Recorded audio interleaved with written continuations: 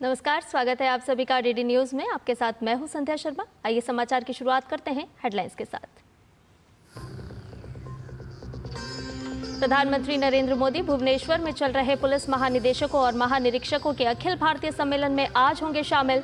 सम्मेलन में राष्ट्रीय सुरक्षा संबंधी चुनौतियों पर होगी चर्चा।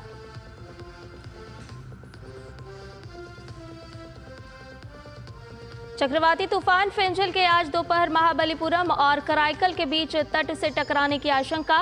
स्थिति से निपटने के लिए राहत एवं बचाव एजेंसियां मुस्तैद।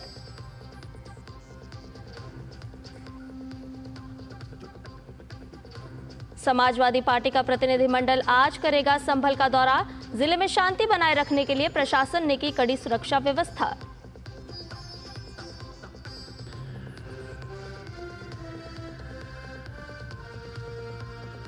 यूक्रेन के राष्ट्रपति ज़ेलेंस्की ने संघर्ष विराम स्वीकार करने का दिया संकेत। बदले में नाटो से सुरक्षा की मांगी गारंटी।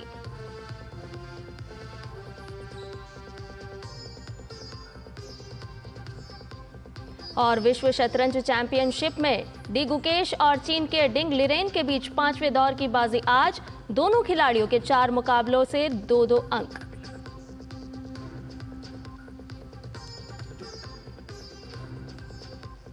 और आइए बुलेटिन की शुरुआत करते हैं प्रधानमंत्री नरेंद्र मोदी के भुवनेश्वर दौरे से जुड़ी हुई खबर के साथ। जी हां, प्रधानमंत्री नरेंद्र मोदी आज भुवनेश्वर में चल रहे पुलिस महानिदेशकों महानिरीक्षकों के अखिल भारतीय सम्मेलन में शामिल होंगे।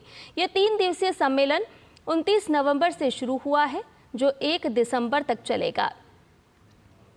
सम्मेलन देश के वरिष्ठ पुलिस पेशेवरों और सुरक्षा प्रशासकों को राष्ट्रीय सुरक्षा से जुड़े विविध मुद्दों पर स्वतंत्र रूप से चर्चा और अपनी प्रतिक्रिया व्यक्त करने के लिए एक संवादात्मक मंच प्रदान करेगा। साथ ही देश में पुलिस के सामने आने वाली विभिन्न परिचालन, अवसंरचना और कल्याण संबंधी समस्याओं पर भी चर्चा होगी। विचार विमर्श में आंतरिक सुरक्षा खतरों के अलावा अपराध नियंत्रण और कानून व्यवस्था प्रबंधन से संबंधित चुनौतियों से निपटने में पेशेवर कार्यप्रणालियों और प्रक्रिया निर्माण और साझाकरण भी शामिल होगा। सम्मेलन में आतंकवाद, वामपंथी उग्रवाद, तटीय सुरक्षा जैसे विषयों पर भी चर्चा की जाएगी। इस वर्ष सम्मेलन में कुछ विशिष्ट विशेषताएं भी शामिल हो गई हैं। इससे वरिष्ठ पुलिस अधिकारियों को आंतरिक सुरक्षा मामलों पर अपने दृष्टिकोण और सुझाव प्रधानमंत्री के समक्ष प्रस्तुत करने का एक मूल्यवान अवसर प्राप्त होगा। सम्मेलन में केंद्रीय गृह मंत्री अमित शाह, प्रधानमंत्री के प्रधान सचिव, राष्ट्रीय सुरक्षा सलाहकार, गृह राज्य मंत्री, राज्य और केंद्र शासित प्रदेशों के डीजीपी और केंद्रीय पुलिस संगठनों के प्रमुख भी शामिल होंगे। चक्रवाती तूफान फेंजल आज पुडुचेरी के पास कराईकल और महाबलीपुरम के बीच 90 किलोमीटर प्रति घंटे की रफ्तार से तेज हवाओं के साथ दस्तक देगा। बंगाल की खाड़ी में गहरे दबाव के कारण बने चक्रवाती तूफान से तमिलनाडु, आंध्र प्रदेश और पुडुचेरी के तटीय क्षेत्रों में भारी बारिश का अनुमान व्यक्त किया गया है। चेंगलपट्टू, विल्लुपुरम, कुडालोर, मयिलादुथुराई, नागपट्टिनम जिलों के 20 सेंटीमीटर से अधिक बारिश का अनुमान है। स्थिति से निपटने के लिए एसडीआरएफ और तटरक्षक बल को तैयार कर दिया गया है। मौसम विभाग के अनुसार चक्रवाती तूफान के उत्तरी तमिलनाडु तट से टकराने के बाद कमजोर होने की उम्मीद है।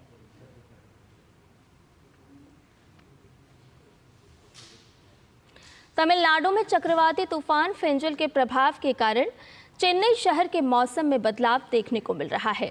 यहां बीती रात हल्की बारिश हुई। मौसम विभाग के अनुसार चक्रवाती तूफान फेंजल आज दोपहर उत्तर तमिलनाडु पुडुचेरी तटों को पार करेगा।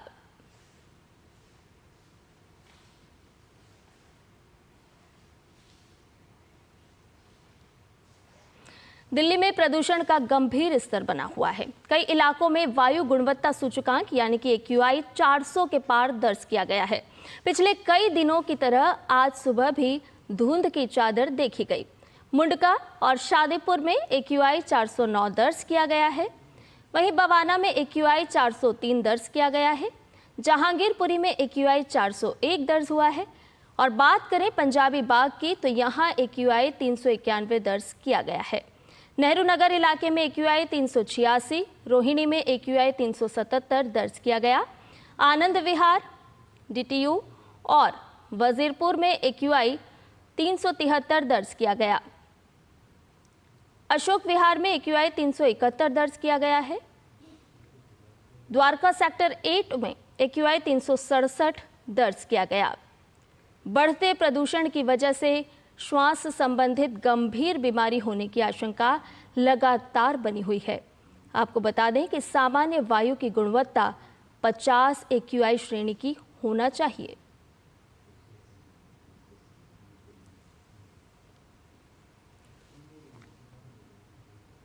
शाही जामा मस्जिद के दोबारा सर्वे के दौरान भड़की हिंसा की जांच के लिए समाजवादी पार्टी का 15 सदस्यीय प्रतिनिधिमंडल आज संभल का दौरा करेगा।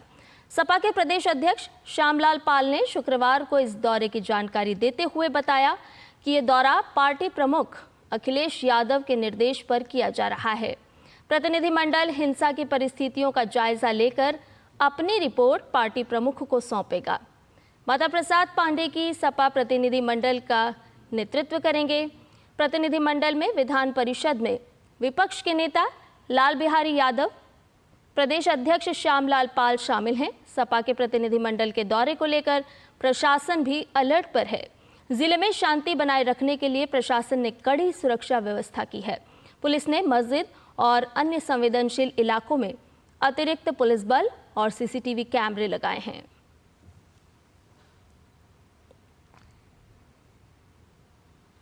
इधर सपा प्रतिनिधिमंडल के संभल दौरे पर मुरादाबाद के मंडलायुक्त आंजनेय कुमार सिंह ने कहा कि जिम्मेदार पद पर बैठे लोग प्रशासन की बात समझेंगे। साथ ही उन्होंने कहा कि वे किसी को रोकना नहीं चाहते, केवल हालात को सुधारना चाहते हैं।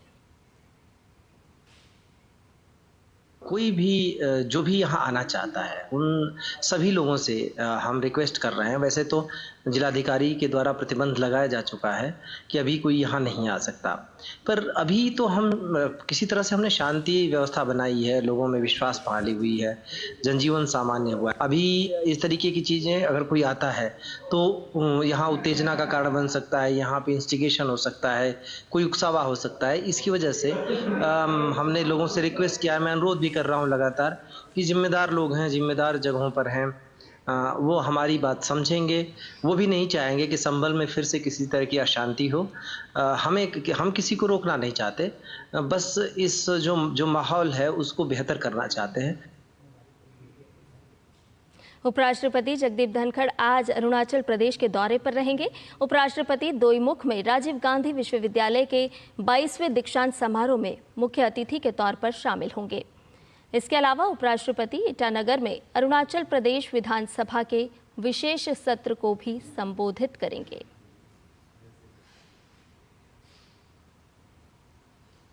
महाराष्ट्र में हार के बाद कांग्रेस और उसके सहयोगी दलों में सब कुछ ठीक नहीं चल रहा है।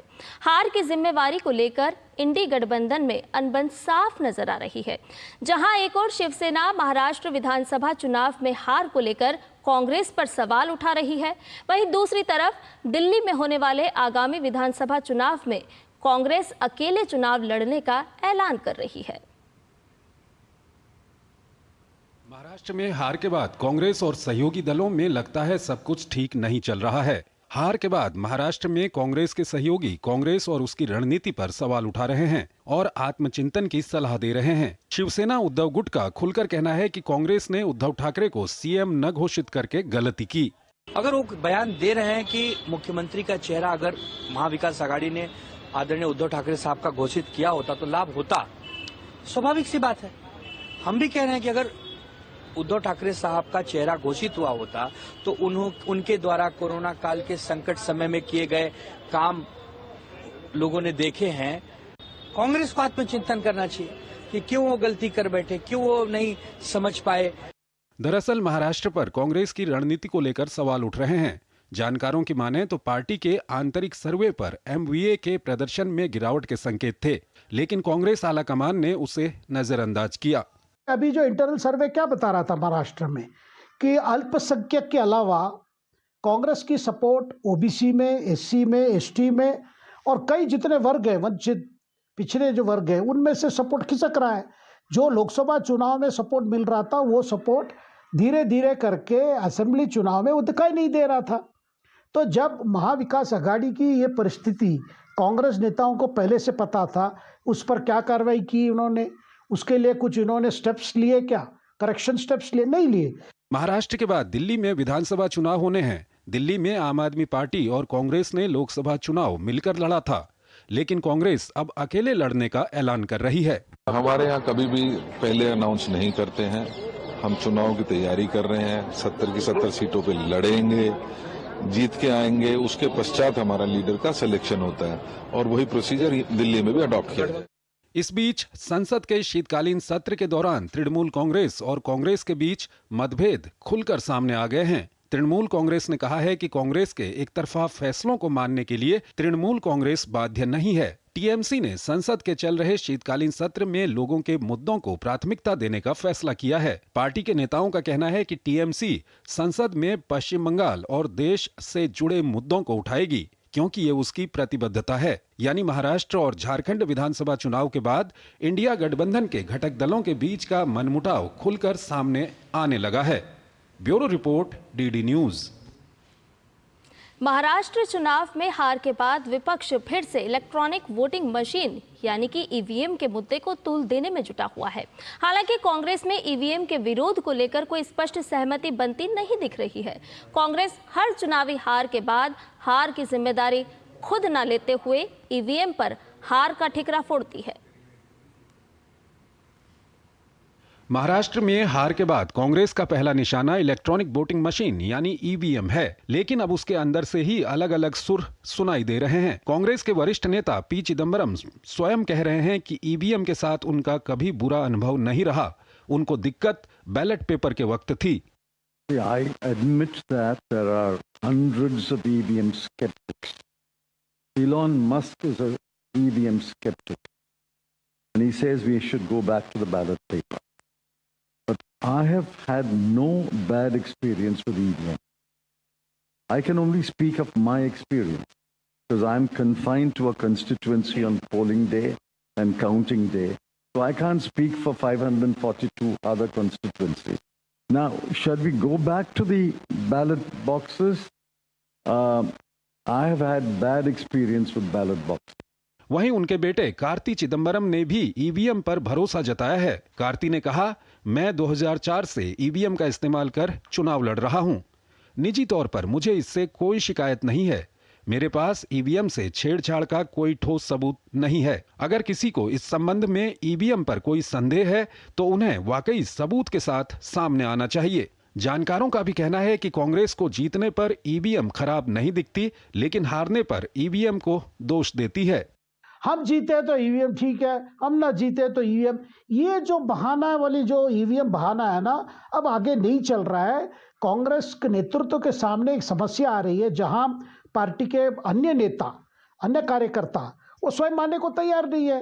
जैसे एक वरिष्ठ नेता जैसे पी चिदम्बरम और उनके बेटे कार्तिक चिदम्बरम, वो स्वयं कह रहे हैं भाई माहौल बदल रहा है, इस वक्त बीजेपी के पक्ष पे माहौल है, इसे हमें पॉलिटिकली मुकाबला करना है, तो लेकिन उसको हम कर नहीं पा रहे। महाराष्ट्र में हाल ही में हुए चुनावों में कांग्रेस और महाविकास आघाड़ी की हार ने पार्टी के भीतर बेचैनी बढ़ा दी है। कांग्रेस के नेतृत्व ने हार का जिम्मेदार इलेक्ट्रॉनिक वोटिंग मशीन को ठहराने का रुख अपनाया है, लेकिन आंतरिक सर्वेक्षणों और चुनावी आंकड़ों ने हार के अन्य स्पष्ट कारण उजागर किए हैं। ऐसे में ईवीएम पर पार्टी नेताओं के अलग रुख ने भी कांग्रेस की मुश्किल बढ़ा दी है।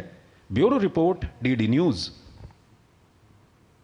और अन्य विपक्षी राज्यों की तरह अब दिल्ली की जनता फ्रीबीज का खामियाजा भुगत रही है।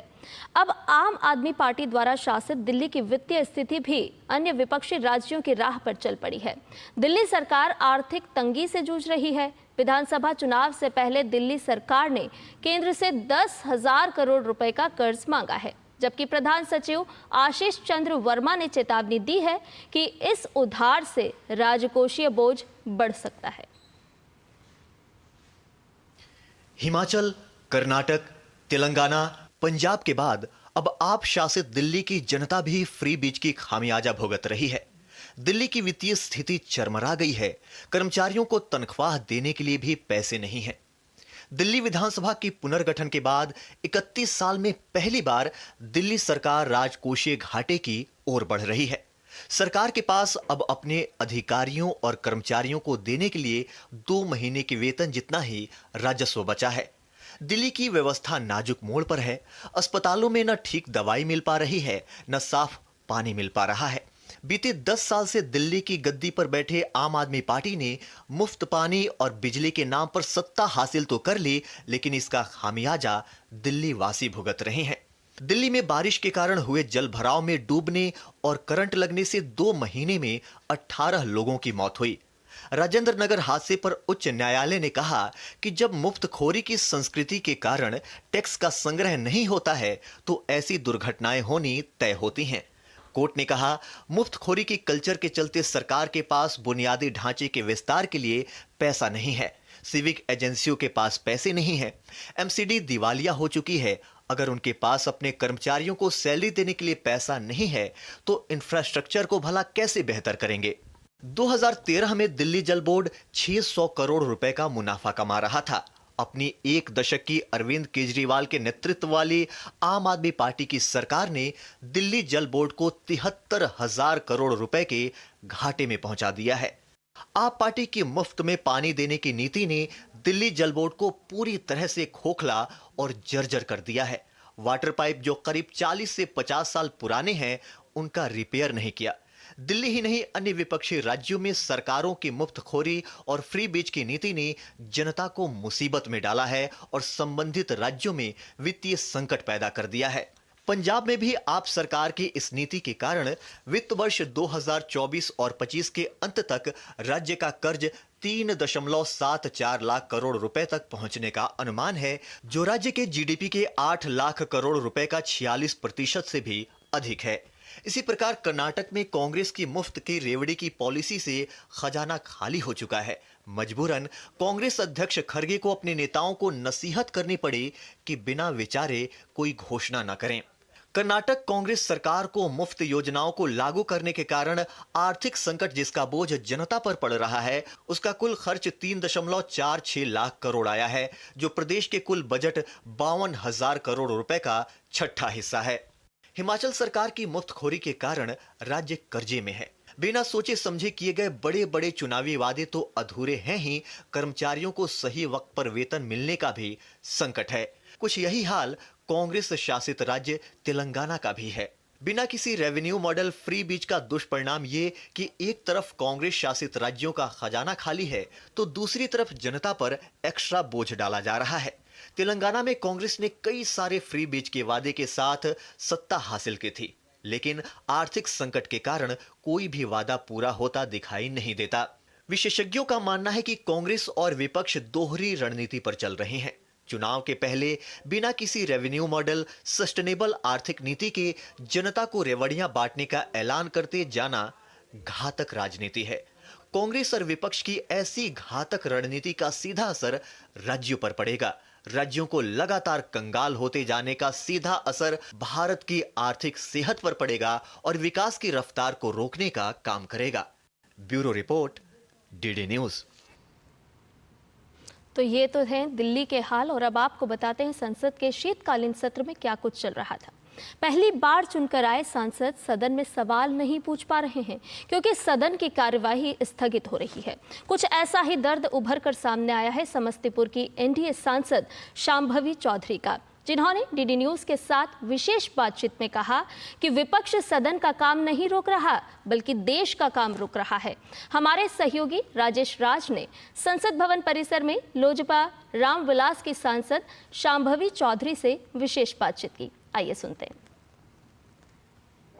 संसद के शीतकालीन सत्र का पहला हफ्ता हंगामे की भेंट चढ़ गया और वैसे सांसद जो पहली बार चुनकर सदन पहुंचे हैं उनके लिए बहुत ही ये पीड़ादायक है, क्योंकि वो जनता की उम्मीदों पर खड़ा उतरने की कोशिश कर रहे हैं, लेकिन सदन चले तभी तो वो सवाल पूछें। ऐसी ही एक सांसद हैं जो पहली बार चुनकर आई हैं बिहार के समस्तीपुर से, जो एनडीए की सांसद हैं शांभवी चौधरी। उनसे हम जानते हैं कि कितनी पीड़ा, कितनी तकलीफ हो रही है।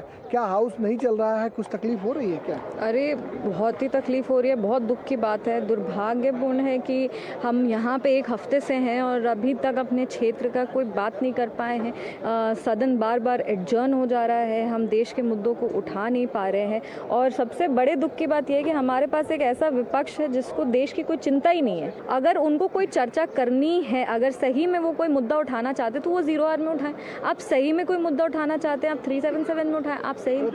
प्रधानमंत्री हमेशा ये कहते रहे हैं कि जो पहली बार चुनकर आए हुए सांसद हैं वो सदन में ज़्यादा से ज़्यादा वक्त बिताएं, संसदीय परंपराओं का ज्ञान अर्जित करें, पढ़ें लिखें। लेकिन सदन चले तब तो नए सांसद सीखने की प्रवृत्ति को डेवलप करें, आगे बढ़ाएं। बिल्कुल, हम लोग as a first time MP हम यही सोचते हैं कि यहाँ पर आने के बाद हम जब प्रधानमंत्री जी से मिले थे, हमारे बड़े भाई राष्ट्रीय अध्यक्ष चिराग पासवान जी भी हमेशा यही कहते हैं कि सदन में बैठो, सदन में कैसे चल रहा है, आपसे जो सीनियर्स है वो सदन में कैसे बात करें, कैसे अपनी बातों को रख रहे हैं, क्षेत्र की बातों को रख रहे हैं, आप ये सब को देखो, इससे कुछ सीखो। पर यहाँ तो सदन ही नहीं चल रहा है। और इससे ज़्यादा ज़रूरी बात यह है कि पूरा देश आपको देख रहा है। और ये आप मेरा कोई पर्सनल काम या फिर आप प्रधानमंत्री जी का कोई पर्सनल काम नहीं रोक रहे हैं, आप देश का काम रोक रहे हैं। चलिए, बहुत शुक्रिया शांभवी चौधरी। देखिए, पहली बार चुनकर आई हुई सांसद हैं, वो साफ तौर पर ये कह रही हैं कि विपक्ष के लोग जो सदन को चलने नहीं दे रहे हैं वो देश के काम को रोक रहे हैं, कोई सदन के काम को नहीं रोक रहे। कैमरामैन अनिकेत के साथ संसद भवन से मैं राजेश राज, डीडी न्यूज़ के लिए। देश ने हाल ही में मोदी सरकार की मेक इन इंडिया पहल के 10 साल पूरे होने का जश्न मनाया। इसने औद्योगिक परिदृश्य को बदल दिया है और भारत को आत्मनिर्भरता के पथ पर अग्रसर किया है। सीआईआई दिल्ली में राष्ट्रीय विनिर्माण शिखर सम्मेलन आयोजित कर रहा है।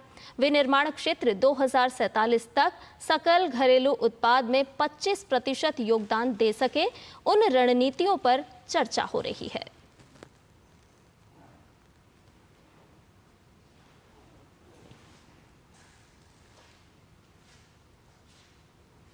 और इसके साथ ही समाचार में फिलहाल मेरे साथ इतना ही। मुझे दीजिए इजाजत। नमस्कार।